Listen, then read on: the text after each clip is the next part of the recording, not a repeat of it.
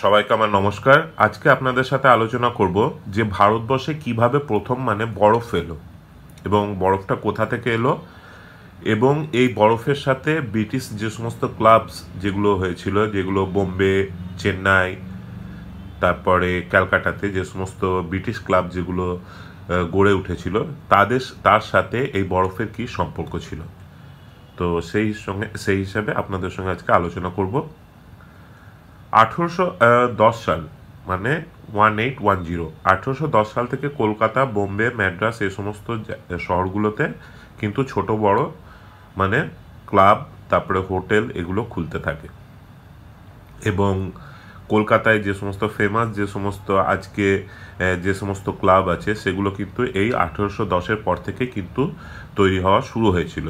তার মধ্যে যেরকম 1827 সালে যেরকম বেঙ্গল ক্লাব তৈরি হয়েছিল, তারপরে 2 বছর পর 1829 সালে রয়্যাল ক্যালকাটা গলফ ক্লাব, 1875 সালে স্যাটারডে ক্লাব, 1895 সালে টালিগঞ্জ ক্লাব। তো এরকম বিভিন্ন ক্লাব গড়ে ওঠে। এবং আমি আগেও কয়েকটা এপিসোডে বলেছিলাম যে ব্রিটিশরা যখন এখানে প্রথমে এসেছিল ভারতবর্ষে, তখন থেকেই ব্রিটিশরা কিন্তু একটা ঠিক করেছিল যে ওরা এখানে কিছু ক্লাব তৈরি করবে, কারণ ব্রিটিশদের একটা ক্লাব কালচার কিন্তু ইংল্যান্ডে থেকেই গিয়েছিল। তো এখানে যখন ভারতবর্ষে আসে তখনও তারা এই সমস্ত ক্লাবগুলো তৈরি করতে থাকে, এবং এই সমস্ত ক্লাবগুলোতে তৈরি করার ফলে কিন্তু ভারতবর্ষে অনেক রকম নতুন ডিশেরও উদ্ভব হয়েছিল, যেগুলো আমি আমার এই চপ কাটলেট এই এপিসোডগুলোতে আমি আলোচনা করেছি।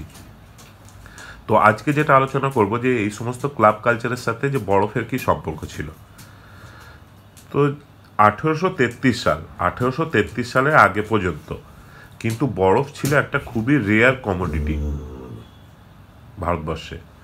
এবং মুঘলদের সময়ও যখন বরফ ইউজ হতো, তখনও কিন্তু ওই বরফ কিন্তু ওই হিমালয়ের পাহাড় থেকে নিয়ে আসা হতো। এবং ব্রিটিশদের সময় ওরা যে ইউজ করতো যে বরফটা, যে কলকাতায় যে সমস্ত ব্রিটিশাররা থাকতো, কারণ তখন কলকাতা ভারতবর্ষের রাজধানী ছিল, তো ওরা যে যেটা বরফটা ইউজ করতো, সেই বরফটা তৈরি হতো কিন্তু চুঁচুড়াতে, যে হুগলি ডিস্ট্রিক্টের চুঁচুড়া শহরে। এবং ওই বরফটাকে বলা হতো হুগলি আইস, হুগলির বরফ। তার কারণ হচ্ছে যে এই যে বরফটা তৈরি করা হতো, এই বরফটা তৈরি করা হতো যে হুগলি রিভারের যে জল আছে, ওয়াটার, সেটাকে ফ্রিজিং করে একটা স্যালো পিটে রেখে এটাকে তৈরি করা হতো। তো সেই জন্য যে হুগলি নদীর জল থেকে তৈরি হতো এই বরফটা, বলে এই বরফটার নাম করা হয়েছিল যে হুগলি আইস।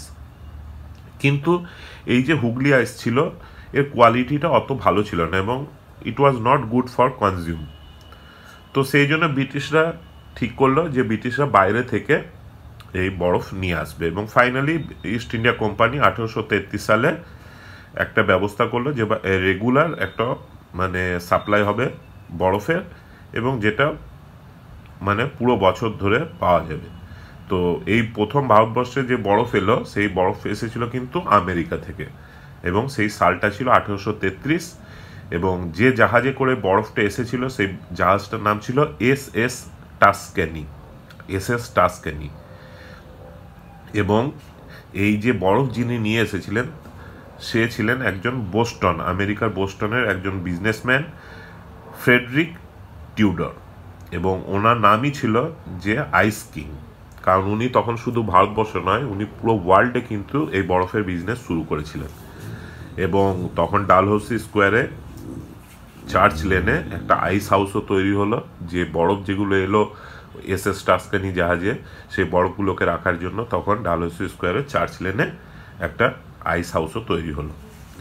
এবং শুধু তখন সেই আইস হাউসটা কিন্তু এই শুধুমাত্র বেঙ্গলে নয়, এগুলো তখন কিন্তু ভারতবর্ষের বিভিন্ন জায়গাতে এই আইস হাউস তৈরি করা শুরু হলো, যেখানে ব্রিটিশরা থাকতো। এবং SS টাস্কানিতে যে জাহাজে যে এসেছিল বরফ, সেই বরফটাকে পুরো কভার করা হয়েছিল যে ফ্লাই অ্যাশ আর সল্ট দিয়ে। ওটাকে কভার করে ওটাকে জুটের যে বস্তা হয়, তাতে প্যাক করা হয়েছিল, এবং যার ফলে ওটা যাতে মেল্ট না হয়ে যায়। এবং সেই বরফগুলো এসেছিল কিন্তু আমেরিকার ম্যাসাচুসেটস থেকে। এবং এই বরফের সাথেও কিন্তু ব্রিটিশরা আনিয়েছিল আমেরিকা থেকে ওদের সবচেয়ে প্রিয়, যেটা আমেরিকান আপেল। তো এইভাবে তখন ক্লাবে যে ওরা ড্রিঙ্কস করতো, সেই সমস্ত ড্রিঙ্কস করার সময় যে সমস্ত বরফের ইউজ হতো সেইগুলো কিন্তু ওরা তারপরে ব্রিটিশরা করতে শুরু করলো, এবং ফলে ব্রিটিশদের আর কোনো অসুবিধা হলো না, এবং ওদের আর হুগলি আইস যেটা ইউজ করতে আগে সেটাও আর ইউজ করার দরকার পড়লো না। তো এইভাবে তখন ব্রিটিশদের তৈরি যে সমস্ত ভারতবর্ষের অন্যান্য শহরে যে সমস্ত এই ক্লাবগুলো ছিল, সে সমস্ত ক্লাবগুলো এই বরফ এই কিনতো এই ফ্রেডরিক টিউডারের কাছ থেকে, এবং ফ্রেডরিক টিউডার এবং ভারতবর্ষে যে সমস্ত বোম্বে এবং চেন্নাই এই সমস্ত জায়গাতে কিছু কিছু আইস হাউস তৈরি করা শুরু করলো। এবং চেন্নাইয়ের একটা আইস হাউস আছে, যে আইস হাউসটায় 1842 সালে এই ফ্রেডরিক টিউডার ওখানে তৈরি করে, এবং 1833 সালে ভারতে প্রথম বরফ আসে, এবং 1880 সালে মানে রাসায়নিকভাবে কেমিক্যাল ওয়েতে বরফ তৈরি করা শুরু হয়ে যায়। তখন আর এই সমস্ত মানে ব্রিটিশদের আর কোনো দরকার পড়েনি যে আমেরিকা থেকে বরফ নিয়ে আসার। তো ফলে এই বিজনেসটা, বরফের যে বিজনেসটা ধীরে ধীরে মানে তখন শেষ হয়ে যায়। তো 1880 সালে, তো 1842 সালে যে ফ্রেডরিক টিউডার যে চেন্নাইয়ে যে আইস হাউসটা যেটা তৈরি করেছিলেন, ওই আইস হাউসটা কিন্তু পরে বিক্রি করে দেওয়া হয়, কারণ তখন আর বরফের বিজনেস থাকে না 1880 সালে। তো ওটা বিক্রি করে দেওয়া হয়। ওখানকারই মানে চেন্নাইয়ের একজন হাইকোর্টের একজন অ্যাডভোকেট ছিলেন, ওনার নাম ছিল বিলিগ্রি আয়েঙ্গার। তো এই বিলিগ্রি আয়েঙ্গারকে এই আইস হাউসটা বিক্রি করে দেওয়া হয়, এবং বিলিগ্রি আয়েঙ্গার উনি ওটাকে রিমডেল করেন আইস হাউসটাকে, এবং ওনার নাম দেন নতুন একটা ক্যাসেল কার্নান। এবং এই ক্যাসেল কার্নান যেটা আগে আইস হাউস ছিল, সেখানে কিন্তু বিবেকানন্দ 1897 সালে যখন উনি চেন্নাইয়ে যান, তখন কিন্তু এই আইস হাউসে উনি থেকেছিলেন, স্টে করেছিলেন 1897 সালে। এবং সেই জন্য পরে এই আইস হাউসটার নাম করা হয় বিবেকানন্দার ইল্লাম মানে হচ্ছে হাউস, আর বিবেকানন্দার মানে তামিল ল্যাঙ্গুয়েজে বিবেকানন্দার বলা হয়। তো এটা চেন্নাই এখনো আছে, যে বিবেকানন্দার ইল্লাম, যেটা আগে অ্যাকচুয়ালি একটা আইস হাউস ছিল। এবং এই যে আইস হাউস যেগুলো হয়েছিল, সেই জন্য কিন্তু এই পরবর্তীকালে যে বিজনেস যেটা শুরু হয়েছিল, সেই জন্য 1878 সাল থেকে 1882 মানে এই 4 বছরের মধ্যে কিন্তু বেঙ্গলেও কিন্তু অনেক আইস কোম্পানিও তৈরি হয়েছিল, যার মধ্যে ছিল এই ক্রিস্টাল আইস কোম্পানি ছিল, তারপরে বেঙ্গল আইস কোম্পানি ছিল, এবং পরে এই যে দুটো কোম্পানি ছিল, এই দুটো কোম্পানি আবার মানে দুজনে মার্জ হয়ে একটা আইস অ্যাসোসিয়েশন তৈরি করে, যেটাকে বলা হতো যে ক্যালকাটা আইস অ্যাসোসিয়েশন। কিন্তু যাই হোক, যেটা 1880 সালের পর থেকে আর এই সমস্ত বরফ রপ্তানি করার মানে আমেরিকা থেকে আনার আর কোনো দরকার পড়েনি, কারণ তারপর থেকে ওরা কেমিক্যাল ওয়েতে বরফ তৈরি করা শুরু করে ব্রিটিশার্সরা 1880 সালের পর থেকে। আর এই প্রসঙ্গে একটা কথা বলি, যেটা যে হচ্ছে 1833 সালে যেরকম কলকাতাতে বিভিন্ন রকম ক্লাব হয়েছিল, যেরকম বেঙ্গল ক্লাব, টালিগঞ্জ ক্লাব, তেমনি বোম্বেতেও অনেক ব্রিটিশার্সরা অনেক ক্লাব তৈরি করেছিল। এবং সেই সমস্ত ক্লাবগুলোর মধ্যে যেটা সবচেয়ে বেশি মানে অ্যারিস্ট্রিকেট ক্লাব ছিল এবং খুবই ফেমাস ক্লাব ছিল, সেই ক্লাবটার নাম হচ্ছে কিন্তু বাইকুল্লা ক্লাব, যেটা এখনো বোম্বেতে একটা জায়গা আছে, খুবই পশ এরিয়া, যে বাইকুল্লা। তো এই বাইকুল্লাতে এই ক্লাবটা তৈরি হয়েছিল, এবং ওই জায়গাটার নাম অনুসারে ক্লাবটার নাম করা হয় বাইকুল্লা ক্লাব। এবং বাইকুল্লা ক্লাবটা যে কত মানে অ্যারিস্ট্রিকেট টাইপের ক্লাব ছিল তার প্রমাণ হয় যে তখনকার সময় মানে 1833 সালে, মানে আজ থেকে ধরা যায় প্রায় 100 বছর আগে, তখন ওই ক্লাবে মেম্বারশিপের জন্য কিন্তু লাগতো 300 টাকা মেম্বারশিপ ফি ছিল। এবং ওখানকার যে সমস্ত মেম্বার ছিলেন তারাও বিশাল বিশাল মানে ব্রিটিশ অফিসার ছিলেন, যেরকম ডিউক অফ কনট ছিলেন, তারপরে প্রিন্স অ্যালবার্ট ভিক্টর যিনি প্রিন্স অ্যালবার্ট ভিক্টর, উনিও ওখানকার মেম্বার ছিলেন, লর্ড কার্জন ওখানকার মেম্বার ছিলেন, লর্ড ডাফরিন ওখানকার মেম্বার ছিলেন। তো বাইকুলা ক্লাবটা ছিল কিন্তু তখন একটা মানে ব্রিটিশদের মধ্যে একটা খুবই ফেমাস একটা মানে ক্লাব, যেরকম কলকাতায় টালিগঞ্জ ক্লাব ছিল ঠিক সেরকম। এবং এই ক্লাবে কিন্তু একটা খাবার তৈরি হয়েছিল, যে খাবারটা হচ্ছে ইন্ডিয়ান কুলিনারি হিস্ট্রিতে কিন্তু এই খাবারটার নাম আজও রয়ে গেছে, এবং এখন বোম্বেতে কিছু কিছু জায়গাতে খাবারটা তৈরি করা হয়। এটা একটা হচ্ছে সুইট ডিশ, এক রকমের পুডিং। তো যেহেতু এই পুডিংটা কিন্তু প্রথম তৈরি হয়েছিল এই বাইকুল্লা ক্লাবে। তো সেই জন্য এই পুডিংটার নাম দেওয়া হয়েছিল বাইকুল্লা সুফলে, বাইকুল্লা সুফলে। তো সুফলে আমরা সবাই জানি যে সুফলে হচ্ছে এক রকমের ব্রিটিশ পুডিং, মানে ওটা কোল্ড পুডিং, কোল্ড, এবং এই পুডিংটার জন্য কিন্তু বরফের দরকার হয়। তো সেই জন্য এই বরফের কথা বলতে গিয়ে কিন্তু এটা বলছি আপনাদেরকে যে বাইকুল্লা সুফলে। তো এই বাইকুল্লা সুফলে হচ্ছে একটা এক রকমের সুইট কোল্ড পুডিং, এবং এতে মানে ক্রিমের লেয়ার্স থাকে কিছু, মানে ক্রিমের লেয়ার্স থাকবে, এবং প্রতিটা লেয়ার হচ্ছে আলাদা আলাদা অ্যালকোহলিক ড্রিঙ্কের ফ্লেভারে তৈরি করা হয়, মানে ক্রিম আর অ্যালকোহল মিশিয়ে। তো সেই জন্য এটা কিন্তু খুব কস্টলি, ওই সময় এটা খুব কস্টলি ছিল এই বাইকুল্লা সুফলে। এবং এই বাইকুল্লা সুফলে খাওয়ার জন্য কিন্তু অনেক ব্রিটিশ অফিসার্সরা এই ক্লাবে মেম্বারশিপ নিয়েছিলেন, কারণ শুধুমাত্র এই যে সুইট ডিশটা এই বাইকুল্লা ক্লাবে পাওয়া যেত। এবং এই সুইট ডিশটার জন্য যে বরফের প্রয়োজন হতো, সেই জন্য বাইকুল্লা ক্লাব প্রতি বছর প্রায় 12,000 টাকা পে করতো এই বরফের জন্য, এবং ওদের দরকার থাকতো প্রতি বছর 300 টন বরফ, 300 টন বরফ।